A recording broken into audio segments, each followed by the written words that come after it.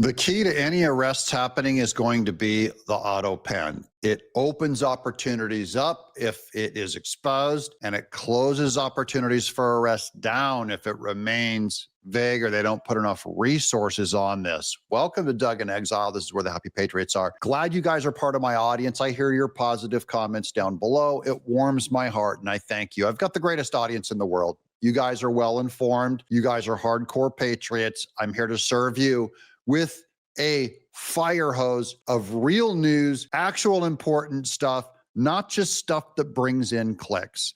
So here we are on the latest on autopen. This is the pardon attorney, Eagle Ed Martin down there on this TV show. And he's the weaponization czar, the one looking for specifically a criminal cover-up by the J6 committee. And this goes down to, if you're upset about arrests, this is the key that you need. This guy and Comer going after the autopen. Real quick, what about the January 6th committee? Did they destroy evidence? Is there criminality there? Of course, we're all in that too. And trust me, a lot of people did not get a pardon that were involved in the select committee, and they ought to be keeping an eye on their mailbox, because there's a lot. Did you hear that? A lot of people on the J6 select committee did not get a pardon. And so he's already saying it's going to be a lot easier to arrest them. The other ones, we have to get remove their pardon, people like Adam Schiff. Be asked about. And the pardons that were given out were done by an autopen. Are they legitimate? Well, yeah, I'm the pardon attorney, so I'm in that too. I can tell you we're investigating how the pardons were granted. It was not like anything in the history of America what Joe Biden, not Joe Biden, his staffers did, not just with the autopen, but with faking him out on the memos. More to come, Maria. I'm telling you, Pam Bondi has let us loose, and when this comes out, it'll take the whole of these people's hoaxes down, and we're doing it bit by bit, and it's fantastic. It's a great privilege. They're doing it bit by bit. Pam Bondi has set us loose. Again, I don't want to keep touting my horn, but in general, I have a pretty good gut feeling on who's who in the zoo, who's good and who's bad. Pam Bondi, my instincts have, and I've looked at what she did, and I've looked at what Trump and the people around her have said. She is dead on the key. She has unleashed all of these people in the DOJ to do this investigation, and it takes a long time, which is why there's no arrests. They have to have a Loctite case before you can arrest anybody of anything. If you don't have a Loctite case and you go in too early for an arrest, you open yourself up for an appeal and have the whole thing overturned, which we do not want down the road. We want these things to stick. Here's the New York Post. Biden's autopen scandal is nothing short of a coup, and the culprits need to be held accountable. We all agree with that. President Biden speaking at the National Bar Association. Just months ago, a travesty was taking place in the nation's capital as the Biden administration drew to a close. On his way out the door, President Joe Biden commuted the sentences of more than 4,000 federally incarcerated offenders. There's no way he could even look at 4,000 people. Only it wasn't Biden issuing the record-shattering number of commutations. It was his autopen. So the question goes to what was his will and what was his authority? Quote, there's a mad dash to find groups of people that he could then pardon. And then they largely didn't run it by the Justice Department to vet them. That would be Merrick Garland's Justice Department. A source told the DC Insider publication Axios, and Axios is largely a Democrat publication. So even if they're coming out with this stuff, it's even better for evidence against Joe Biden. While Biden claimed the last minute blizzard of pardons and commutations was for, quote, nonviolent, unquote, drug offenders, a trove of administration emails obtained by the Oversight Project and first reported on by the New York Post, Josh Christensen, tell a different story. Quote, I think you should stop saying that because it is untrue, or at least misleading, unquote. Associate Deputy Attorney General Brad Weinsheimer warned in a January 18th email. That's before Trump was inaugurated. Among those receiving presidential clemency, Weinsheimer noted, quote, we identified violent offenders, including those who committed acts of violence during the offense of conviction or whose otherwise have a history of violence. And so that's why they had to send this memo back to the Biden administration saying, look, you're saying mostly nonviolent offenders. That's wrong. You need to stop saying that. That's by Democrat. Their own internal attorneys told him to stop saying that. Subsequent reporting has brought to light extensive correspondence between the West Wing and the Justice Department. So between the White House and the DOJ, as officials struggled to interpret just what it was the president was doing, or whether he was even aware of what was being done. So the DOJ is going, hey, who's commuting all these 4,000 death row guys, these violent criminals? Who's doing this? After all, it wasn't his hand signing the papers. It was the autopen 4 years later. And by the way, guys, this is really good for our side. The larger that giant obscene bulk of people, every one of those is an opportunity to show fraud, abuse, lying, and scandal. There's a lot of evidence. It's not like a tiny thing where they're trying to hunt after one incident. They've got at least 4,000 incidents. 4 years earlier, when Biden was taking his office, his incoming staff secretary told him his hand signature should be used for pardons. I'm going to show you the memo. They recommended when he came into office, make sure that you hand sign pardons. Well, he couldn't have hand signed 4,000 pardons out the door, used for pardons according to Axios. But by the end, Joe Biden wasn't running the Biden administration. It doesn't matter what he'd been told. It's happened before, a little more than 100 years earlier with President Woodrow Wilson, who was just another figurehead. Here's Marjorie Taylor Greene, finally getting on topic, getting off the Epstein garbage Democrat hoax and getting on where she's needed. And she said no one elected Biden's handlers to wield the autopen. She says, I fully support whether Biden was mentally capable, uncovering whether if he was capable when these executive orders were issued. If Biden wasn't the one behind them, these executive orders have zero legitimacy. The American people deserve answers, not more cover-ups. Here's the actual video she posted. I asked you about the Biden probe, the autopen probe that Oversight's doing. Yes. Congressman Silver said the other day that it's nearing its end. I wanted to ask, are you satisfied with how it's gone so far? Well, I'm looking forward to see the completion of all the information that's come out, but I think the American people know factually that President Biden did not sign all of those. It was an autopen, and the people behind it are the ones that signed all of those pardons.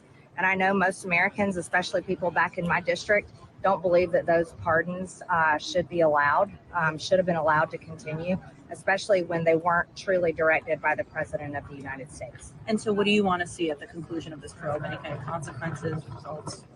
I would like to see many of them overturned if they weren't truly directed by the President of the United States in his right mind.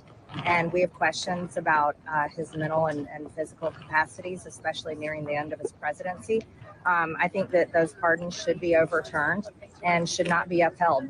The American people did not elect the staff, and the staff should not abuse their power and authority and take control of the power of the presidency by abusing an autopen. I believe this is going to have to go to a court. When you have 4,000 death row inmates pardoned, and it's clear that Biden was not in charge, this is going to have to go to court, guys. This is going to be a long time. And so much of arrests depend on removing this autopen status. You can't just go in and magically say, we don't believe it, we don't like it, therefore it's gone. That's not going to happen. They have to prove, they have to go into medical records or on video or testimony that Biden, especially in the last 3 months of his administration, when he would be at peak senility, mentally impaired. And that's when these 4,000 pardons went through. That would establish a good precedent to overturn previous pardons. But if you can't overturn the easy ones here at the end, where it's clear he didn't look at 4,000 pardons and then say, yes, do the autopen, when it didn't even go through the Department of Justice, which normally happens with those kinds of pardons. If they can't get the easy ones, you can't get the hard ones that happened much earlier in his administration. Here's, now this one's weird because I just hate the Epstein story so much. It's so dumb and such an obvious Democrat way to split and divide MAGA, undermine Trump, get him to lose in the Senate in 26 and get him impeached, And I called that before anybody else. And now this Epstein story is dead. However, they brought this up. Trump Epstein live updates. This is the Independent in the UK. So the Independent, this is like a leftist, globalist, leftist, Marxist newspaper trying to keep you on the Epstein files. So they have this Trump Epstein, the live updates. Trump breaks silence on the birthday letter after president's alleged lewd drawing is revealed. We already reported that drawing that was supposedly from Trump to Epstein on his birthday was a fraud. It was fake. Long before anyone else reported it, we called it out as a fake. Here's the actual live link to this part of the Independent that tracks every turning moment on the Epstein files, and they have less and less to show because it's being proven a fraud. Republican lawmakers rushed to Donald Trump's defense after the House Oversight Committee on Monday released a suggestive letter allegedly signed by the president in 2003. This is like ancient, crusty, fake history, and sent to Jeffrey Epstein for his 50th birthday. Democrats blasted Trump with Maryland Representative Jamie Raskin. This is all he's got, calling the document sickening. The White House, however, claimed it's fake news. Reached by phone on this morning, Trump told NBC News it was a dead issue, in quotes, guys. Epstein is a dead issue, and declined to comment further. It's done. Wall Street Journal first reported in July about the letter, an accompanying drawing of a nude woman punctuated by a squiggly Donald allegedly mimicking pubic hair. Trump has never been accused of wrongdoing in connection with the Epstein case and vehemently denies authoring the note. True. The letter was part of a birthday album compiled for Epstein in 2003. So this is what the House Oversight Committee found. This is the actual drawing. It's a curvy woman. It's stupid. And this is supposedly the Donald Trump, which does not even look as angular as his normal signature. White House aides pointed to discrepancies between the letter and Trump's known signature, with his deputy chief of staff, Taylor Budowich, posting examples from the president's first term on X that this is all fake. So you can go all the way down here. Here's Jasmine Crockett. They're all trying to keep this story alive. It's dead. All done. Back to the auto pen. Here's Jesse Waters doing a lot of speculation. I actually disagree with some of the speculation, but I want to show you where Fox News is taking this from about 45. It looks like a cash grab to me. If you have 4,000 pardons during the lame duck, and Biden says he knew their names, and he didn't know any of their names. And even his people said he knew no one's names. These are the 4,000 inmates that Biden supposedly released. Jesse Waters is saying it's a pay to play because Biden needed money. So you have to have a pardon lobbyist take cash from a crack dealer, and then quid pro quo, did Biden get a kickback for all these pardons? I mean, his family's broke.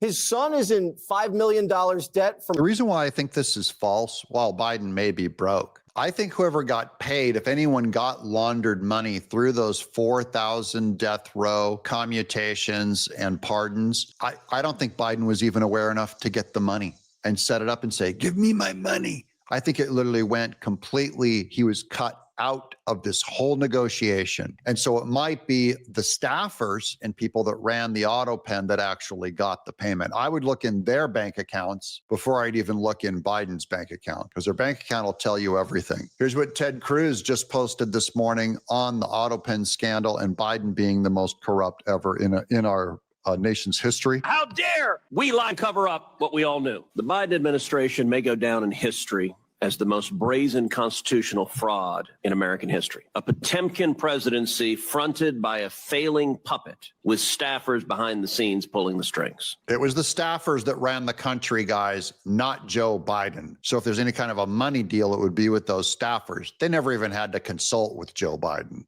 fact, the less they consulted with them, the more likely they could get their auto pen wishes. This is not political hyperbole. The American people saw it with their own eyes during the June 2024 debate. Numerous times, Biden stood frozen behind the podium, mouth agape, eyes frozen and unblinking. When he did speak, his words were confused and disjointed. I said that night, this is the most consequential presidential debate in history because it will result in one of the two candidates being removed from the ballot. That was exactly right. Joe Biden was removed from the ballot. But the reason why I brought this up is this actually makes a pretty early timeline of everything post that debate, because Biden was so impaired, could be evidence that the auto pen was used without his knowledge and therefore illegal. And that's all good evidence. The debate itself is public. It's uncontroversial at whether you can't say he was fine during the debate or why did he get kicked off the ballot. See, it's proof that he was impaired. Now we're going to the actual document. This is posted by Alex Thompson, Democrat from Axios, who got all the Pulitzer Awards for being the only one that questioned about Biden's being impaired. This is the full auto pen memo. This is what came down from the Biden/Obama administration saying, this is what you shall use, your criteria for using the auto pen. So these are the rules they were supposed to agree to. This memorandum, purpose is general guidelines for which the documents could be hand-signed by you, President Biden, and which documents may have your signature affixed to use with an auto pen. This is to Biden in February of 2021. This is, hey, these are the auto pen rules, buddy. Documents for your consideration, approval, and original hand signature based on precedent from the Obama-Biden administration regarding which documents generally are hand-signed by the president. Our recommendation is that as a general rule, you personally approve and hand-sign all decisions that require presidential action. The proposed categories are as follows: congressional bills, veto messages, State of the Union address, highly personal or customized correspondence, mass casualty and military condolence letters. These need personal signatures, they're saying. Presidential Medal of Freedom citations, Medal of Honor citations, departure photos of assistants of the president, presidential commissions for APs, cabinet level commissions of appointments, agreements with a foreign government, pardon letters. They're saying pardon letters ought to be hand signed. And by the way, all of these things were auto pen. All of this list, we have examples of him auto penning them. The list goes on: personal appointments or designations, foreign leader correspondence, federal disaster declarations. These were all breached by the Biden administration. So that memo is what finally leaked and got out because of Comer's work. So he's doing a good job. Here's Comer, where Fox News asks, what about arrests? Trying to move it along in terms of time here. On screen, guys, go for it. 4,245 granted clemency. That's a lot. And 95% of those occurred in the final 3.5 months of his presidency. Sir, if I could, you put a post on X on Saturday. I'm just going to quote you. You said, another day, another revelation showing Joe Biden wasn't one to call the shots. There must be accountability. Knowing that this is all past us, where is the accountability? How would that come? Well, I think for one thing, you can question whether or not these pardons and executive orders that were signed in the last 3.5 months, when the president was clearly checked out of office, and there's more and more evidence that shows he didn't know what was going on with the use of that auto pen, I think you can question the validity and the legality of those pardons and executive orders. And that's huge. I mean, I think that it's not a stretch to say that those pardons and executive orders could be easily declared null and void in a court of law. And I think that our investigation will serve as. So after this investigation, he's going to have to make a recommendation to Pam Bondi to charge someone, charge those aides. Comer brought in, I believe it was 12 aides that they've questioned now. Evidence with that. You know, we've got a few more people to bring in. We're bringing in Jean-Pierre Friday. She obviously has a book that comes out that talks about a lot of things that were going on in the Biden White House. We wonder if the use of the auto pen down the stretch is one of them. We're going to find out. But at the end of the day, what the staffers that we brought in and deposed, the way they said the auto pen worked versus what the emails that are being surfaced say how the auto pens work, totally inconsistent. Okay, so they've already negated their own rules. The left has. I don't know if that's enough of a case to make arrests, but like I said before, you can't go half-cocked on an arrest. This is going to be very serious with very serious implications. Democrats are going to put their highest level defense attorneys on defending them. They're going to throw every dime at this thing, trying to find any break in the chain that shows a weak case. And so it has to be Loctite, overwhelming, slow, every T crossed, every I dotted. That's why there's been no arrests. It's actually very difficult to arrest someone on this, and it's going to need to go to higher and higher courts, I believe. And then if the autopens ever get overturned, it's going to be big time people getting arrested. That's my theory. Hope I've made it well to you guys. Glad you guys are on board. I'd love to get a subscription from you. Get me up to 600,000 subscribers. I'm Doug in Exile.